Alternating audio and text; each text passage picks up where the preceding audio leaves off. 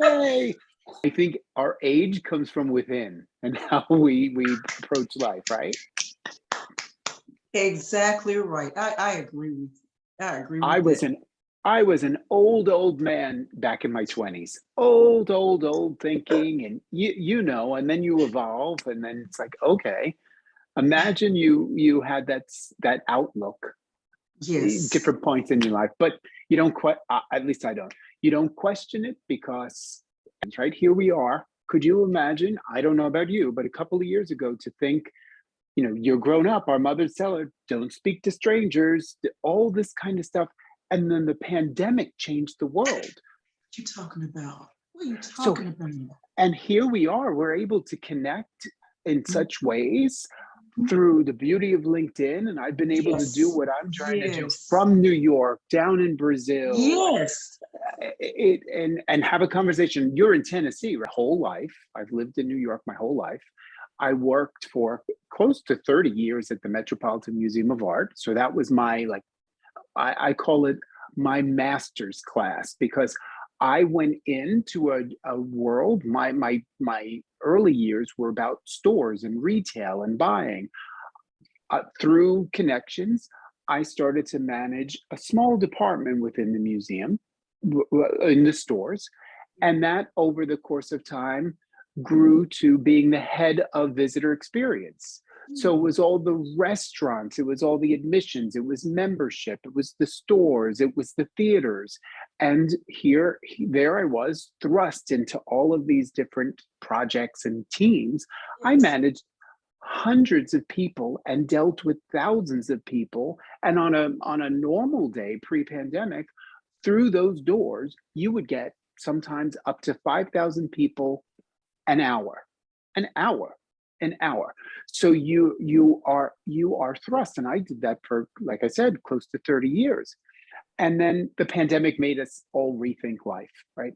Totally rethink life. I need to be doing something else. And maybe you won't think I'm crazy, but if you do, I think you'll be polite. I actually, something just came over me, and it was the only way that could be described was some sort of calling, right?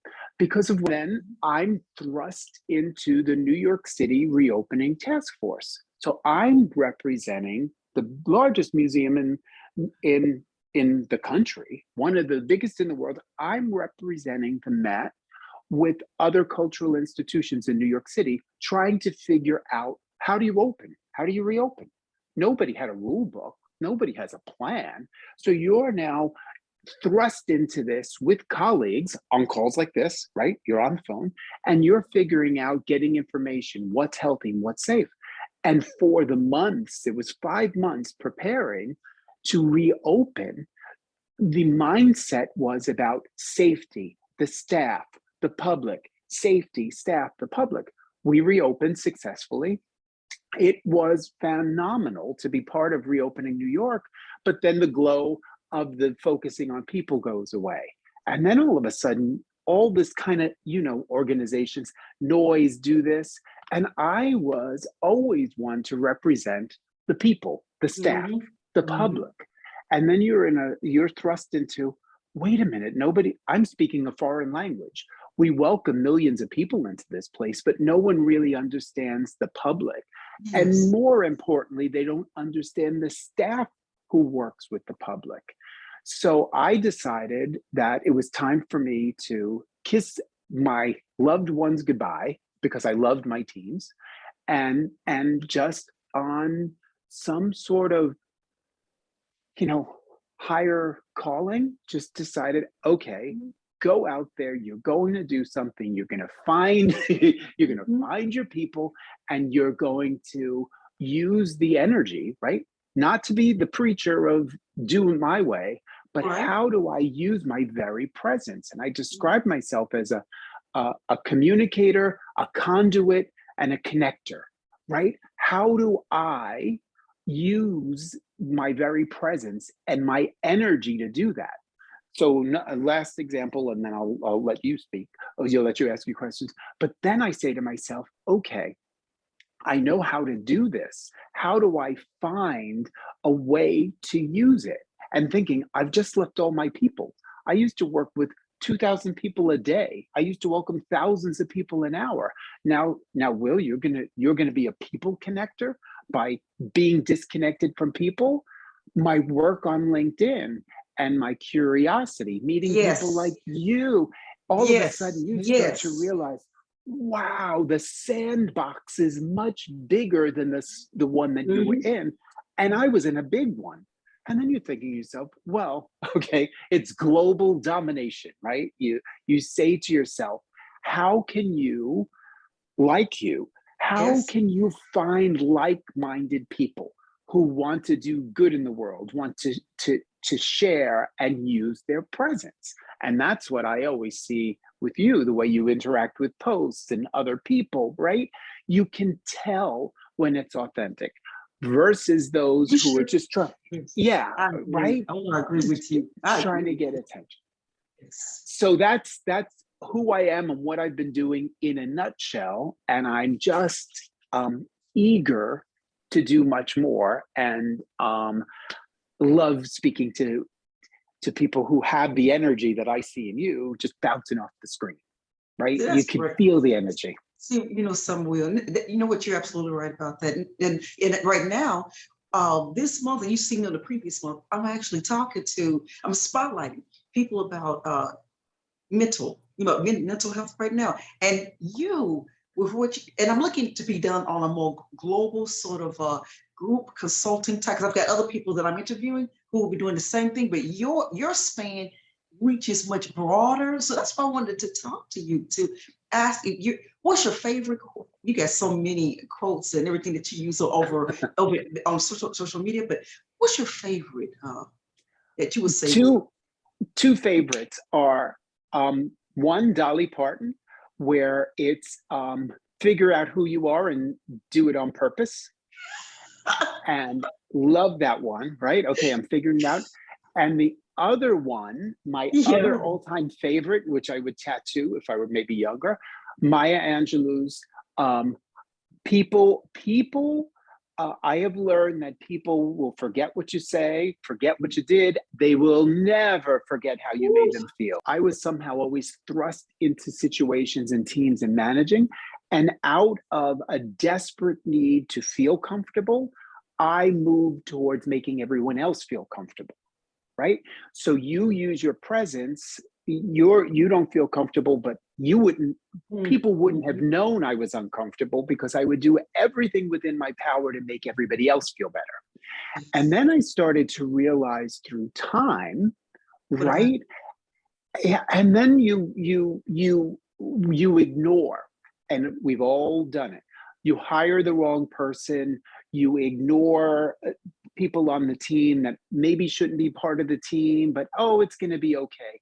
And you always regret the things you didn't do and you didn't take action.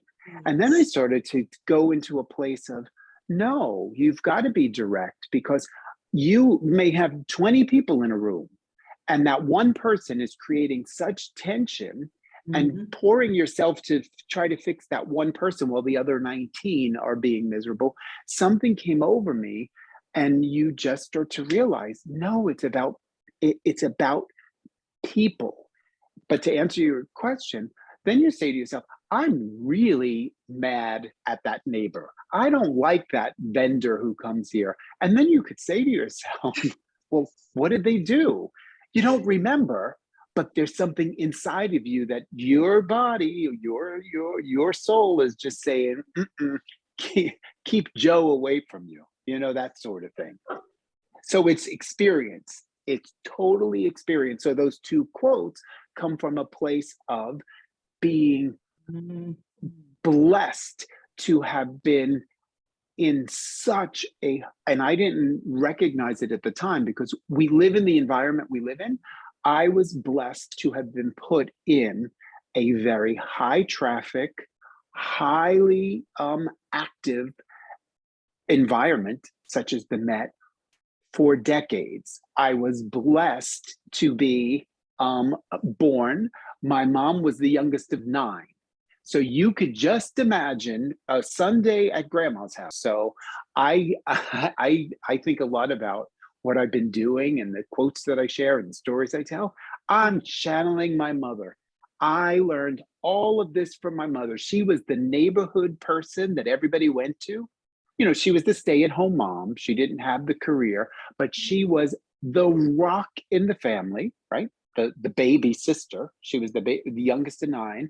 She was everybody's favorite aunt, and everyone in the neighborhood was always sitting around her kitchen table. There was never a time there wasn't coffee and cake and donuts and whatnot. Oh, It, ah, and so I think, what would mom do? What would mom say? How would she handle this? And then I'm starting to realize we are all influenced by the people around us. And I was mm, just influenced by my mom.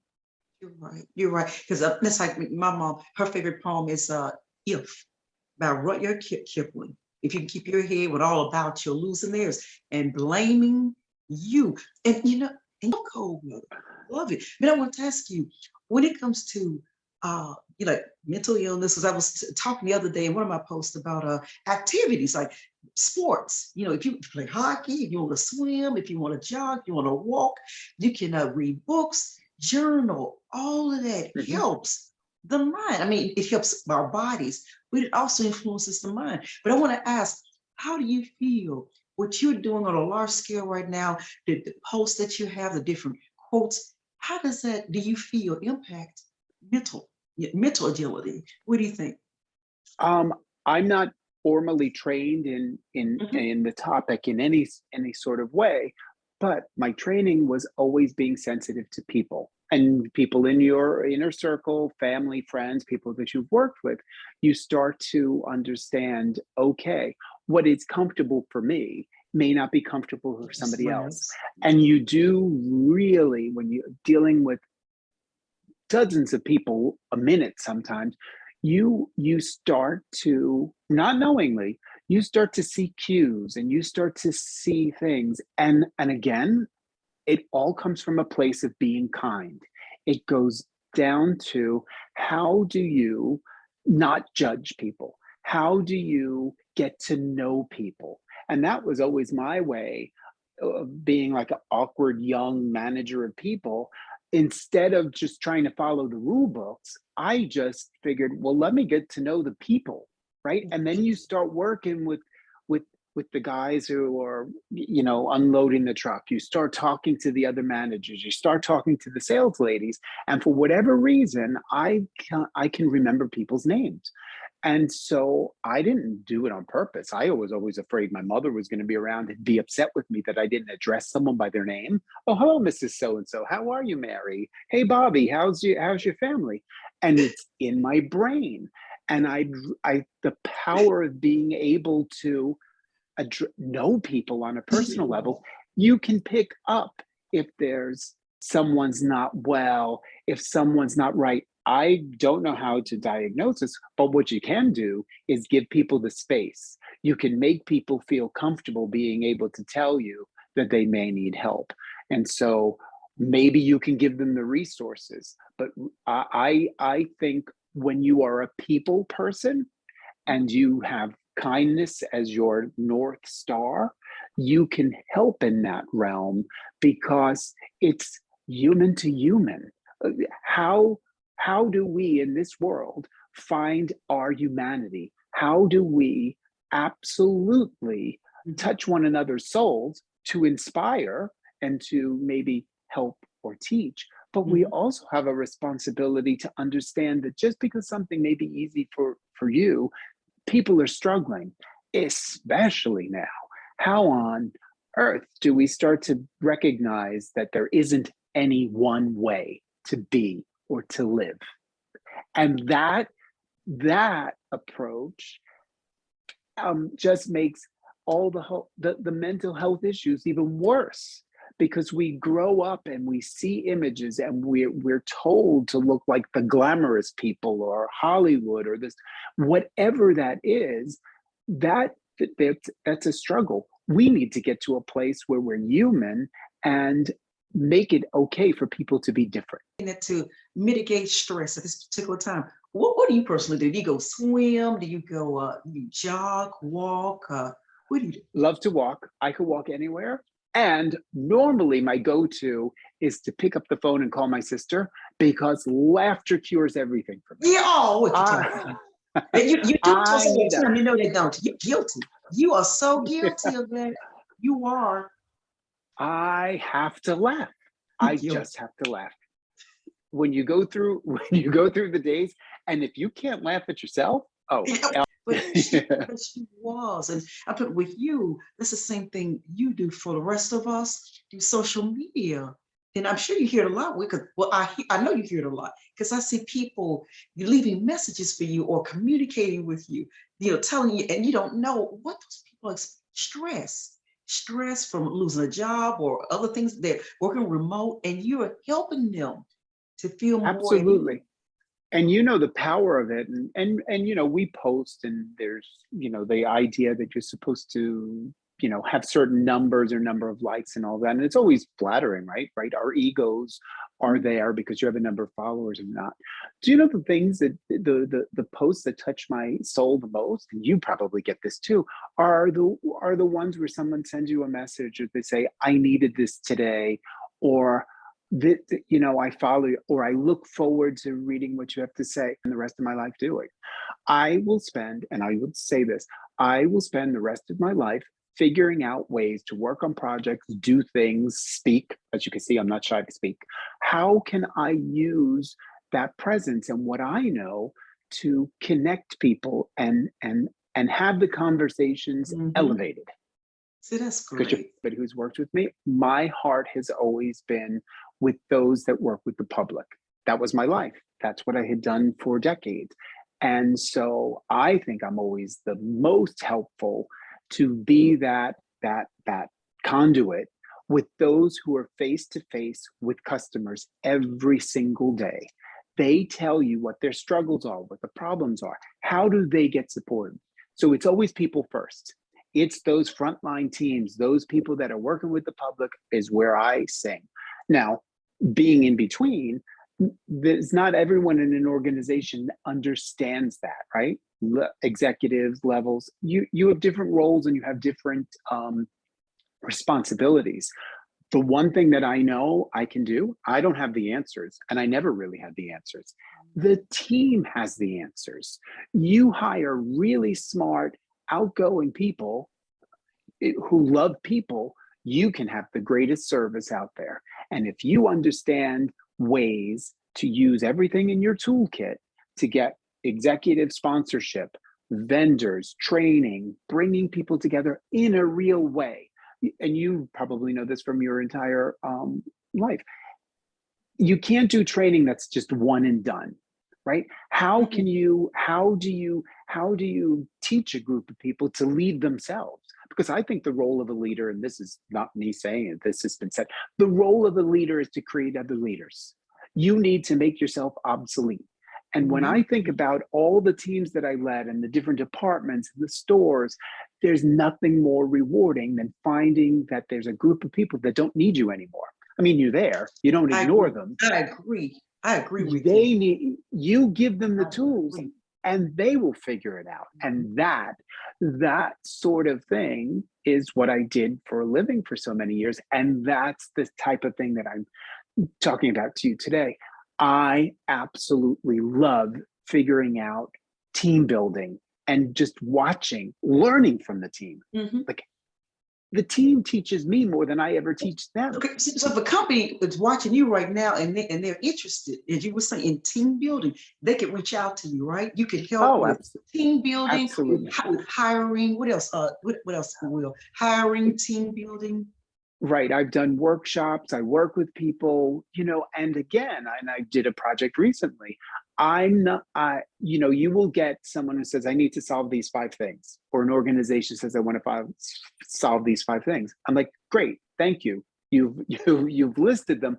Now, please let me speak to everyone in the company who touches these five things, because through meeting people, and again, I'm a believer in all people, right? It's not just the people working on the front lines, believe them and blame the executives. That's not true. You start to, through talking to everyone in an organization, you start to realize where the breakdowns are. And if you or me if you are able to identify some big holes in the Mhm. communication gap, then that company is able to start to fix their own issues. It's not about here, follow this method. We human beings all come together and we create companies and organizations and cultures, and every one of them is different. Now, there's some basic things that you can follow, but for me, I love getting in and finding out, okay, where's the problem? Like, how do we diagnose this? How did this break down? Because when you talk to the 10 people maybe involved in that chain, Mhm. 10 people are probably really good. What's broken is how they communicate and the messages that they're sending and what they prioritize. And What, that's what I love to do.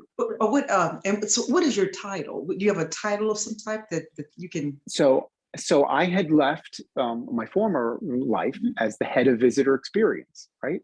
My former life was head of visitor experience. So my entire world was focusing on the visitor, which meant focusing on the people that were helping the visitor, right? So right now on my own, I've just created my own company. I love the name, Aspiring Better Human. It came to me in a dream. Okay. Inspiring. And so and so I thought to myself, I love the name, and it's a nod to all the people that I worked with and hired for all those years. Because what it was that I was hiring here in New York, we were hiring aspiring actors, dancers, curators, lawyers. They were mostly young, coming to New York with a dream, and they wanted to be that next thing. Broadway star, a music performer, whatever it is. And I'm thinking, okay, you've got some mileage on you, Will. You're going to do something new. What are you aspiring to be? I'm not going to be a singer or a dancer. What I should aspire to be, what everybody should be, a better human being. A And better. how on earth, how on earth can not everybody want to be an aspiring better human? Because we never stop learning, we never stop growing. So what worked today in business, what worked yesterday in business may not work today because the world is changing. The team is changing. People are changing. Consumer behavior is changing. And I love to tinker and get to the root cause of things. Sound like And that, tinker. Mhm. Like that. oh, I said, absolutely. that's strong. Tinker. You know what? That'd be great inside of a name too. I like that, tinker. Yeah, I don't it's a know. good name. It just hit me when you said it. You mentioned tinkering, because yeah, Yeah, it just exactly. is. Exactly. Okay, so what you're saying is that you said you enjoy getting maybe getting into organizations and helping them to if they need to go through and diagnose and see where the weakness is, and try and help them to fix it. Get to know everyone also who's within that organization, the persons that, Exactly. yeah, who this is tied to, not just sitting there talking to me as one manager and I'm telling you about it. You said, no, Marlene, it'd be great. I would love to call a meeting, everybody that's on the team, and let's talk together. And you Exactly. can, talking with them, you can really find out. And you could be the greatest of managers, right? But then my dad taught us this growing up. There's three sides to every story: his, hers, and the truth, right? So that was ingrained in us. So you start to think about that. So you're telling me the truth. The staff could be telling me the truth. The CEO could be telling you the truth, all truth. But when you start to put the pieces together again, oh, this is what's missing. Oh, this kind of policy prevents you from delivering that service you wanted. And that's where I find that I add that is totally where I can add the value. Now, can I change everything? No, the organization needs to change it themselves. But if Exactly. you could point it out, that's a huge help, because the day to day in any organization, everyone's busy doing their job. And you don't necessarily get the chance to step back and see the forest for the trees. And I love to be able to do that. And that's why I truly wanted to free myself and able to spend my time being able to see the forest for the trees and not necessarily be in the forest, if that makes any kind of It sense. makes a lot of sense. When you look at the team, as you and I were talking previously, I agree with you wholeheartedly. And that is, what about when you're talking to management and you're saying to them, let's get your foundation stronger, so that, like you, as you were saying, if you had to travel, maybe go somewhere like Brazil, and and you far away from home, everything can still move in place because that's what I do even in my profession. Right, Things right. move, move because what it does from my end is that because I deal a lot with exit strategies, is that when someone's looking to purchase your business, you got to look attractive. How are you gonna look attractive if you need Will Sullivan in place? He's the leadership person, or Marlene Foster, she's the leadership of her business. You need to know that they can move forward without you, knowing that things can still move Exactly. going, can continue to go. Doesn't that also help to minimize your opinion? And I know when we're not on the like mental, we don't have those credentials, but wouldn't that lower some stress, knowing that okay, I gotta be away, and I know that everything will kind of stay in this place because I've got everybody's prepared, they're strong, they're stepping in, moving forward, and I'm okay leaving. Would that minimize some stress? Sort of, it's just knowing that things gonna work out while I'm away. I find that it's basic human nature. Mhm. People come to their job and they want to do a good job. They want to feel Yes. appreciated. And if they Mhm. have that sense, if everyone in an organization has that sense of appreciation, when we're not there, Marlene, right? When we're not there, they Exactly. still have pride in what they're doing. And signs from above. Just want to let everybody know that I will have all of your information on the YouTube site so that you'll be able to reach out and actually join in on the LinkedIn team with the That's rest of great. us. We look forward That's to great. seeing all the time, Will, and you interact with him, he'll interact right back with you. So again, thank you so much. I really Thank you. appreciate Thank you. Thank you. I it. really appreciate this and love chatting with you. Finally, I in know. person, one on one. I know, and you know what? And this is not over. I will be talking with I'll be talking with Will Sullivan again, everybody. Thank you so much. I Thank you, Marlene. And enjoy say your hey day. to mom. I will. Thanks a lot. Take care. Bye bye.